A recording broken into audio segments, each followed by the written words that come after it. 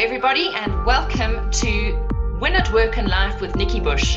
This is the podcast where you and I explore what it means to win at both work, home, and life. Today, you get to choose how you create a life of meaning and self-expression that includes both your work and life outside the office with your family.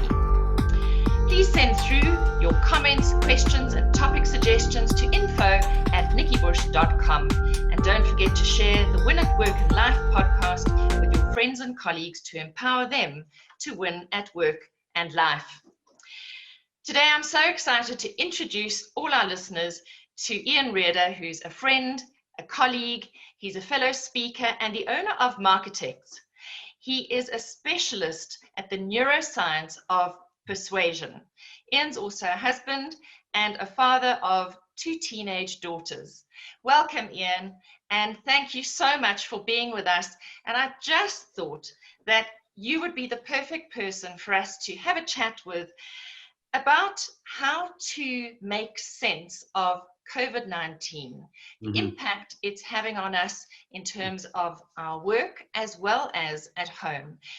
And we're going to discuss the SCARF model, which comes from David Rock. And you introduced me to David Rock's work. In fact, I've still got the book you lent me. So I haven't lost it. It's still there.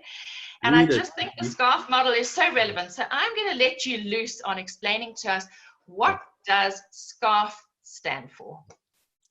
So SCARF is an acronym for SCARF. And it's actually Dr. David Rock's a model that he developed this century, and he officially released it in his book called Your Brain at Work. I love the name of that book. It's got 2 meanings. So he goes quite heavily into why he called it the SCARF model, because we can't remember anything unless it's an acronym. So like the 4 P's of marketing, he realized people can't remember like the 7 habits of highly effective people. So he decided to put it in an acronym form, SCARF.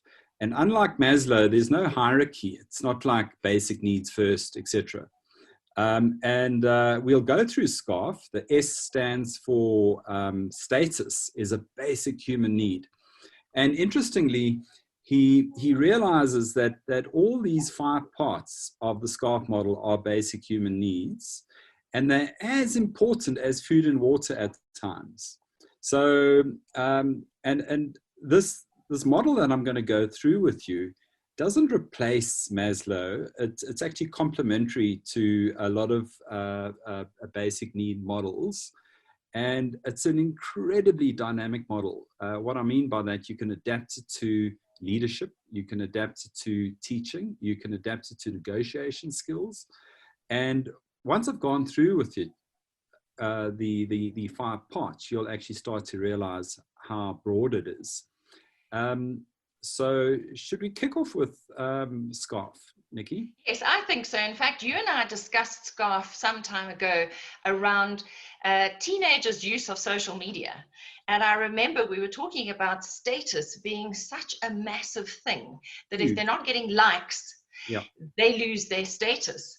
And I'm sure right now, and maybe we should kick off at that point, because I'm actually finding the teenagers and the early 20s, that group of young people are actually coping the least well right now. They're finding it incredibly frustrating. And one of them is because they've actually lost their social status, because there's nobody to give them that feedback right now, physically and emotionally. So I don't know if that's a good place to start. Well, luckily we've got Zoom and we've got social media, but we'll go through SCARF. And I mean, both my teenage daughters can't even visit their boyfriends. And one of the biggest losses for teenagers is the R in SCARF, relatedness, and we'll go through all of this now.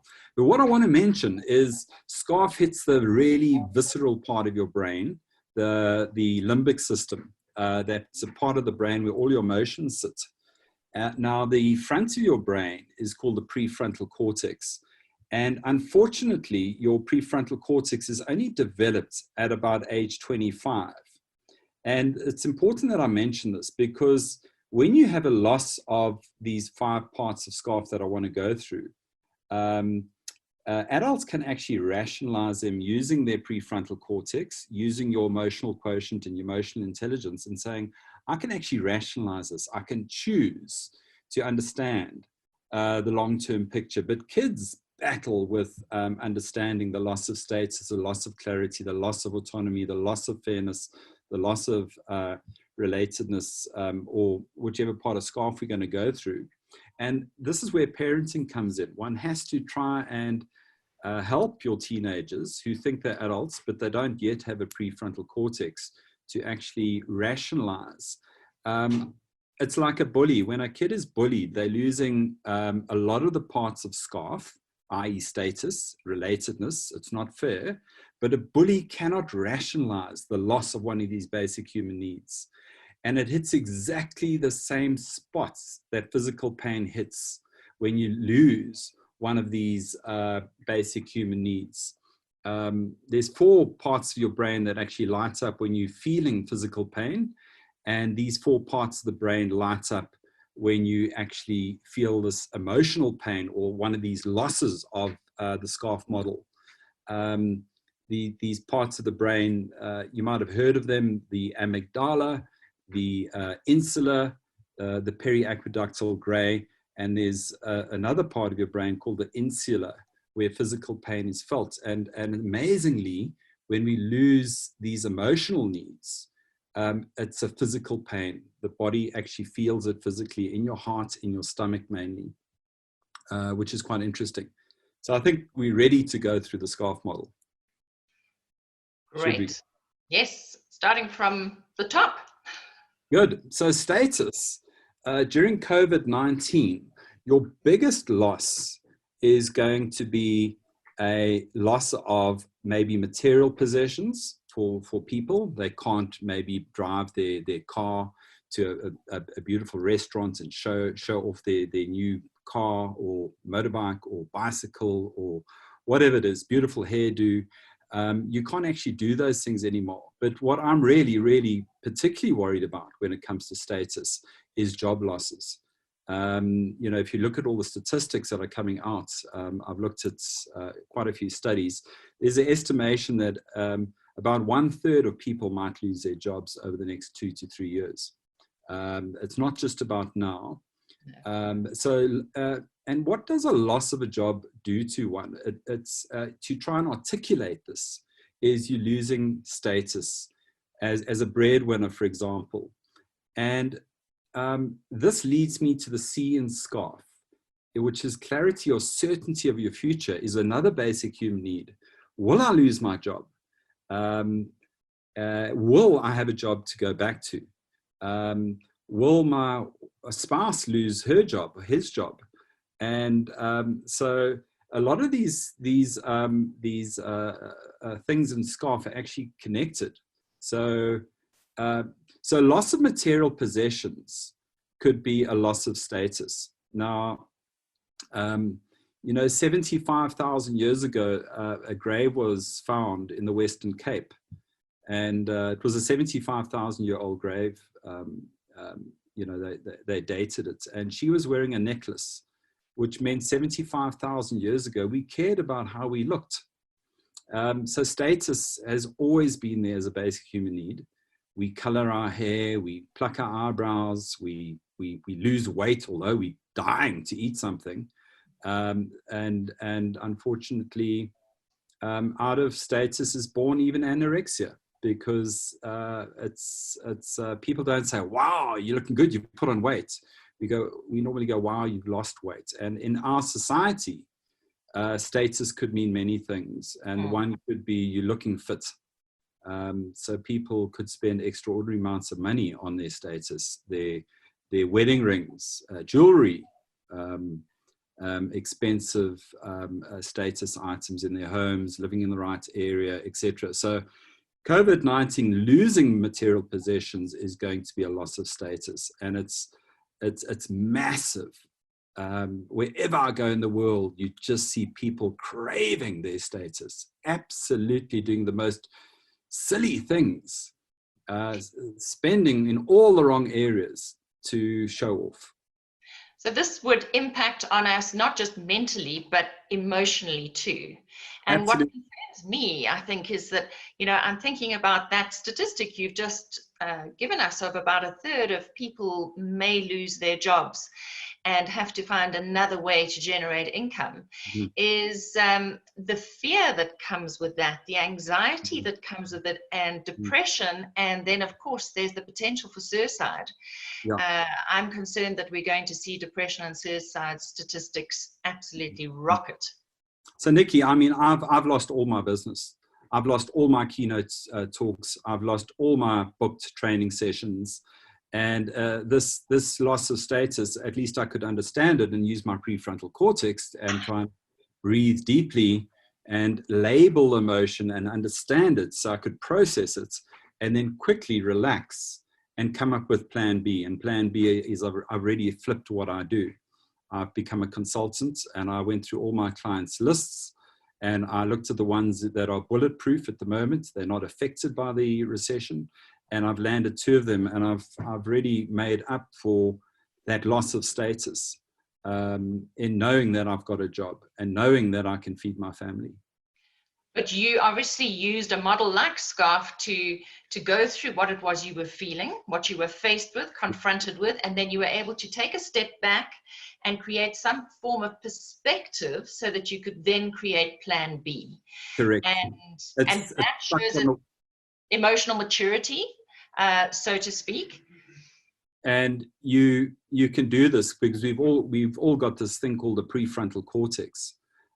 Breathe deeply and start thinking clearly about how first of all, you've got to label the feeling that you're feeling. And Dr. David Rock even puts it in his book.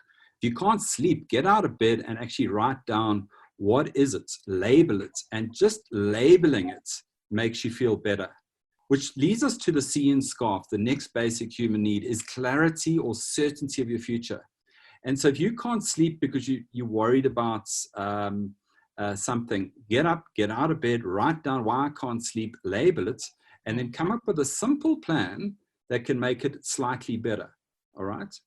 What is it that I can do to change this situation?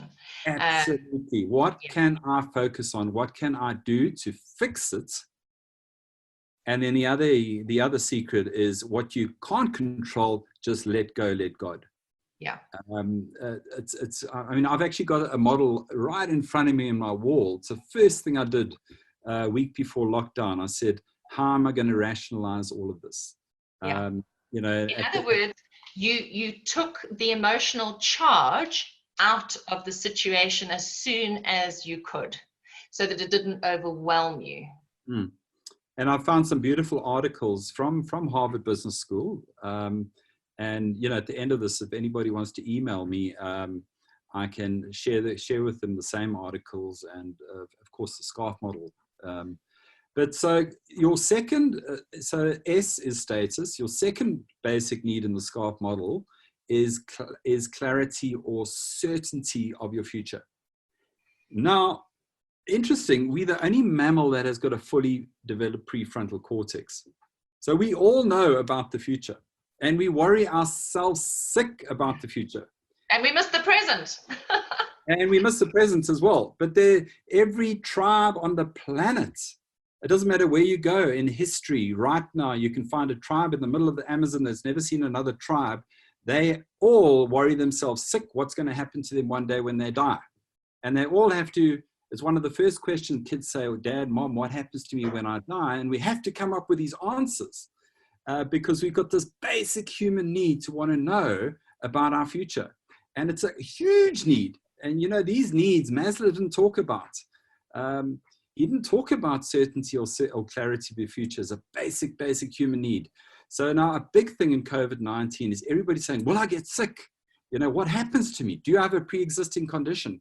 And this is, if I had to single out one thing in COVID-19 out of the SCARF model, it's probably this is the big one. This is the big basic human need is, will I get sick?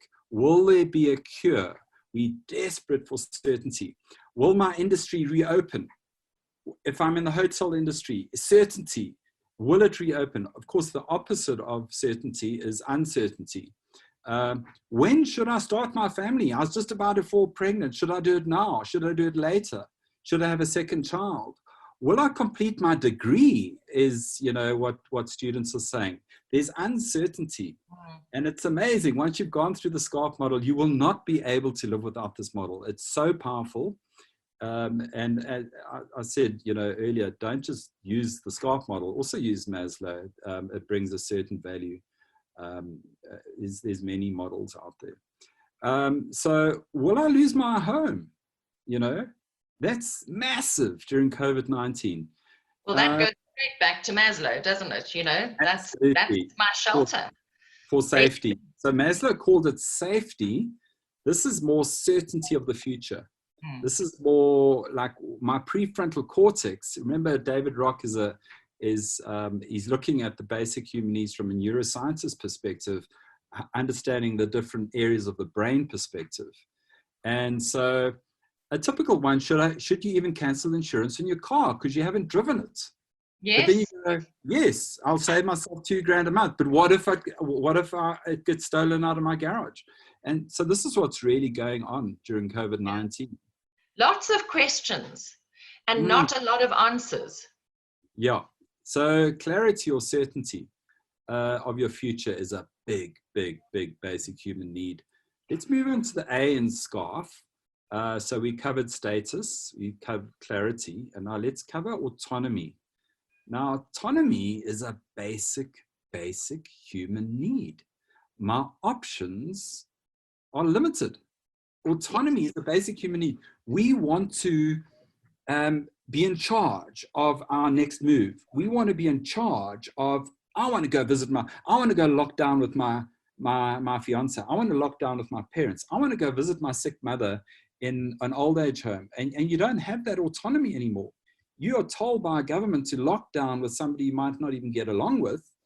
And I know of a teenager who's locked down with somebody in Germany who she doesn't want to be locked down with, but that's where she's going to university. She'd much rather be in lockdown here in South Africa. Yeah, so, it's a really, really tough place to be in a space where your freedom has been curtailed and your civil liberties have been taken away from you. Yeah.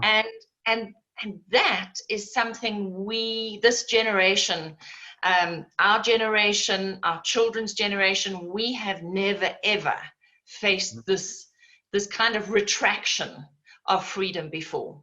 In a way, it's worse than Second World War. In the Second World War, you could be having a party in South Africa. There wasn't even a bullet fired, and this COVID-19 has smacked every single country. So you've got less freedom, less options, you've got travel restrictions, and that's a loss of a basic human need. So you've lost status, maybe, you've lost certainty, and you've lost autonomy.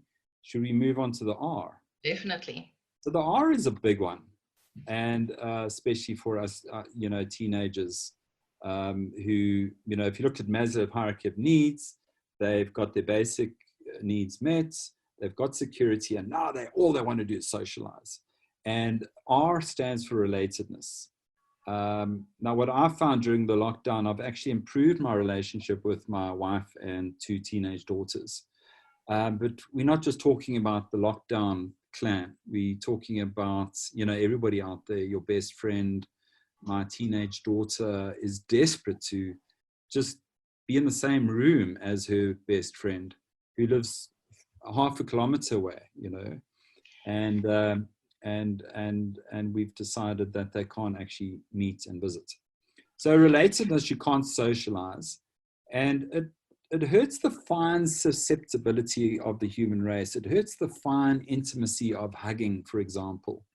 This COVID-19. We can't attend funerals. We can't attend weddings. We can't attend graduation ceremonies. We lock down with the wrong people sometimes as well. So relatedness, we're losing our basic human need of relatedness. Can you imagine being locked down with somebody who you don't want to be intimate with? But just because you were in that country, you decided, let's lock down. This thing's only going to last for 2 weeks. And now you realize you're locked down for a long time, away from the people you love, and maybe even locked up with people you don't want to be locked up with. Yeah, I think this whole connection and sense of community, we've realized how important this is for us as human beings, that we have connection with people who mean something to us, and that we're able to build community. And obviously we're all trying really creative ways to keep a sense of community, whether it's having book club on a Zoom hangout, or whether it's having presenting webinars or whatever it is. But nothing fills our emotional cup like face-to-face communication. Now, you and I are lucky. We were already friends and colleagues. So you and I are having this Zoom meeting right now, this conversation. We've got a sense of each other, which is fortunate. Yeah. But it's still not the same as you and I having a cup of coffee over a table and being able to actually see each other face to face and having a hug, hello. And there's just, I think we've really realized how much we are social beings, and that nothing really replaces that. So I'm really hoping that we come out of this being very appreciative of time spent with each other. I think so much of our communication has been on the fly with each other. That is so true. I watched my wedding video last night with my daughters, and it smacked me so hard. I woke up this morning and thinking, gosh, life has changed, and I did not appreciate that freedom we had, watching that video, hugging and kissing and dancing. And of course, everything has changed. So I'm going to move on to the last part of SCARF, which is fairness. Is a massive basic human need, fairness. And so I just want to reiterate that all of these things in SCARF, all 5 of these things, rattles our limbic system. It's that emotional part of your brain that hurts your ability to think clearly.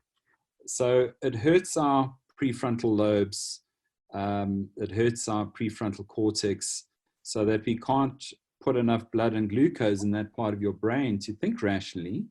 So we've gone through status, we've gone through certainty, we've gone through autonomy, we've gone through relatedness, and the last one is fairness. Now, this is huge when it comes to this. And let me give you an example how big fairness is as a basic human need. Fairness is people during COVID-19 are going to be saying things like this: why am I in the industry that I'm in? There are people who are in the hand sanitizer industry, they're making money. This is not fair. I must tell you a story. A friend of mine's friend bought a restaurant in February for 1.5 million rand. He was just starting to run it. This guy has to pay a massive rent. He's borrowed the money. He will be saying, why me? This is not fair. So fairness, if a kid gets bullied, it's obviously smacks fairness hard. It's unfair. Why am I treated this way? And it's exactly the same. Why am I not in another industry?